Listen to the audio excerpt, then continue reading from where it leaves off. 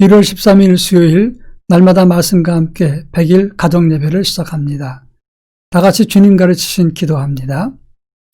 하늘에 계신 우리 아버지, 아버지의 이름을 거룩하게 하시며 아버지의 나라가 오게 하시며 아버지의 뜻이 하늘에서와 같이 땅에서도 이루어지게 하소서. 오늘 우리에게 일용할 양식을 주시고 우리가 우리에게 잘못한 사람을 용서하여 준 것 같이 우리 죄를 용서하여 주시고 우리를 시험에 빠지지 않게 하시고 악에서 구하소서. 나라와 권능과 영광이 영원히 아버지의 것입니다. 아멘.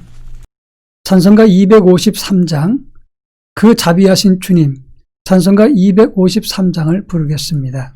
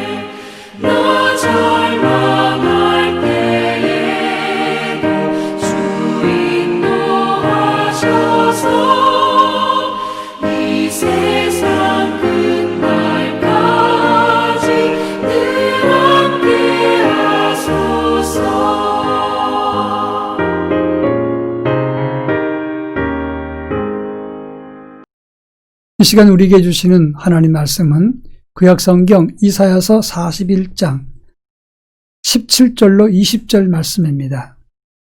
이사야서 41장 17절로 20절 말씀을 한 절씩 교독합니다. 제가 전체를 읽겠습니다.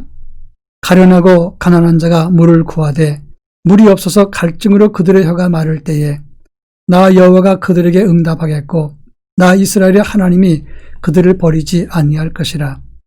내가 헐벗은 산에 강을 내며 골짜기 가운데 샘이 나게 하며 광야가 못이 되게 하며 마른 땅이 샘 근원이 되게 할 것이며 내가 광야에는 백향목과 시띠나무와 파송류와 들감람나무를 심고 사막에는 잣나무와 소나무와 황양목을 함께 두리니 무리가 보고 여호와의 손이 지으신 바요 이스라엘의 거룩한 이가 이것을 창조하신 바인 줄 알며 함께 헤아리며 깨달으리라.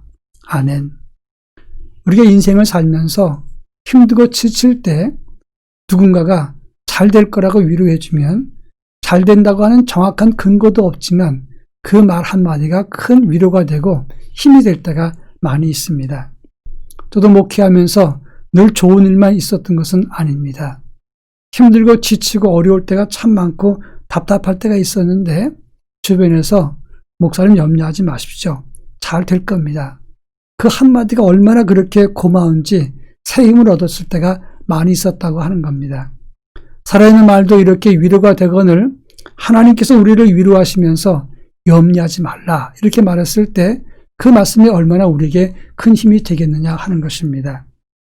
오늘 본문에서는 두려워하고 놀라고 떠는 이스라엘 백성들에게 하나님이 말씀하십니다. 너희는 두려워하지 말고 놀라지 말라. 내가 너를 도와주리라. 내가 너를 붙들리라. 말씀하신 내용이 오늘 본문의 내용인 것입니다. 이사야서 41장 1절로 16절까지는 하나님이 그들과 함께 하시고 그들을 붙들고 그들을 도우리라 이렇게 말씀한 내용이 기록되었다면 오늘 우리가 읽은 17절로 20절 말씀은 비유의 말씀으로 되어 있지만 구체적으로 어떻게 우리를 돕는가 이것을 설명하고 있다는 점입니다. 새해를 맞이해서 하나님이 어떻게 우리를 도우시는지 이 말씀을 굳게 붙잡을 수 있기를 주의 이름으로 축원합니다. 먼저 17절에 보면 가난하고 가난한 자가 물을 구하되 물이 없어 갈증으로 그들의 혀가 마를 때 나 여호와가 응답하겠고 내가 그들을 버리지 아니할 것이라 이렇게 말씀했다고 하는 겁니다. 가난하고 가련한 자 이렇게 말했는데 이 말의 문자의 내용을 보면 가난하고 궁핍한 자라 그런 뜻입니다. 가난해서 먹고 마실 것이 없습니다. 그나마 물이라도 먹으려고 하는데 그 물마저도 없습니다. 그런데 얼마나 없는지 갈증 때문에 혀가 마른다라고 했습니다. 여러분 이런 상황이 되면 얼마나 불쌍하고 힘든 형편이겠습니까? 그런데 이 가난하고 궁핍하다고 하는 단어의 원뜻을 보면 물질적으로만 궁핍한 것을 말하는 게 아니라 소외되고 사회적인 약자를 의미하는 단어이기도 하다고 하는 겁니다.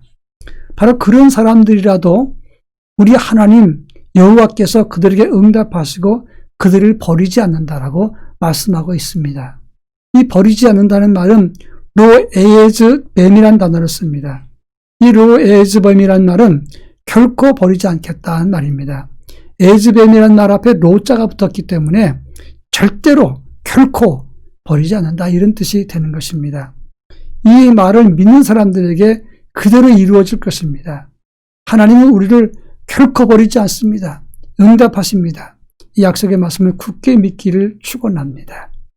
그런가 하면 18절에 보면 헐벗은 산이 강을 내고 골짜기 가운데 샘이 나게 하고 광야가 못이 되고 마른 땅이 샘 근원이 된다라고 했습니다.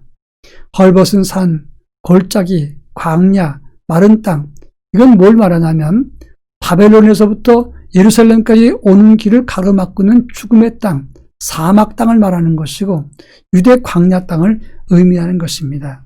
그런 죽음의 땅에 하나님께서 샘과 강과 못과 샘 근원이 되게 한다고 말씀한 것입니다. 이것은 뭘 의미하냐면 생명 살리는 생수의 물을 주신다고 하는 것입니다. 헐벗은 산, 쇠파임이라는 단어인데 나무가 하나도 없는 불모의 산에 하나님이 생수를 부어주신다고 말씀하고 있는 것입니다. 예레미야서 17장 6절에 보면 그는 사막의 떨기나무 같아서 좋은 일에 오는 것을 보지 못하고 광야 간주한 곳 건건한 땅 사람이 살지 못하는 땅에 살리라 이런 말씀이 나옵니다. 인생의 사막 떨기나무 같다면 얼마나 고통스럽겠습니까? 그런데 하나님은 그 떨기나무 같은 인생, 사막의 떨기나무, 건조하고 건건한 땅, 사람이 살지 못하는 그 땅에 생수를 부어주신다고 했습니다. 요한복음 7장 38절에 보면 나를 믿는 자는 성경의 이름과 같이 그 배에서 생수강이 흘러나오리라 이렇게 말씀했습니다. 금년 한 해 이 황폐한 사막 같은 인생을 사는 우리들이 예수 그리스도 생수 되신 그분을 통해서 시원한 해갈을 받고 생명의 힘을 통해서 생기를 갖기를 주의 이름으로 축복합니다. 그런가 하면 마지막 19절에서는 광야와 사막에 백향목과 시띠나무와 화석류와 들감람나무와 잣나무와 소나무 그리고 황양목을 두리니라고 말씀을 했습니다. 이 광야에 황폐한 광야에 7가지 종류의 나무를 심는다고 말했습니다. 왜 7가지 종류의 나무를 언급했을까 하는 점입니다. 실은 완전 숫자인데 이것은 신학자들이 말하기를 완전한 복의 회복을 의미한다 이렇게 말하고 있는 것입니다. 그리고 하나님께서 이렇게 사막에 나무들을 심고 완전히 회복시킨 다음에 그것을 무리들이 보고 이것은 이스라엘의 거룩한 하나님이 행하셨구나 하는 사실을 알게 하리라 이렇게 말씀했다는 점입니다. 여러분, 하나님이 우리와 함께 하시면 광야, 사막, 황폐한 인생 땅이라도 강과 생수가 흐르고 하나님을 의지할 때 완벽한 복이 우리에게 다시 임하게 되는 것입니다. 그리고 그 놀라운 역사를 하나님이 일으켰다는 사실을 믿지 않은 사람까지도 알게 된다고 하는 점입니다. 금년 한 해 주님 안에서 이 모든 것이 다시 회복되는 역사로 풍성해지기를 축원합니다. 다 같이 기도합니다.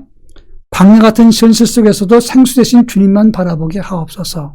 그리고 은혜 주시는 주님만 바라보고 따를 수 있게 하옵소서. 기도하겠습니다.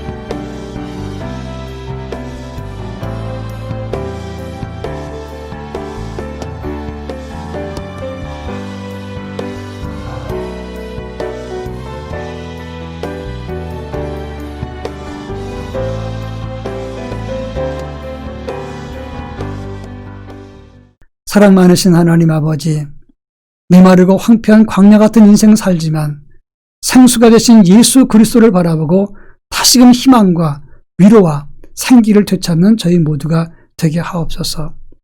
은혜 주시는 주님만 바라보게 하시고 생기와 활력 주시고 생명 주시는 주 예수 그리스도를 통해서 우리의 믿음과 영성과 삶이 다시 회복되는 역사가 나타나게 하옵소서. 예수님의 이름으로 기도합니다. 아멘.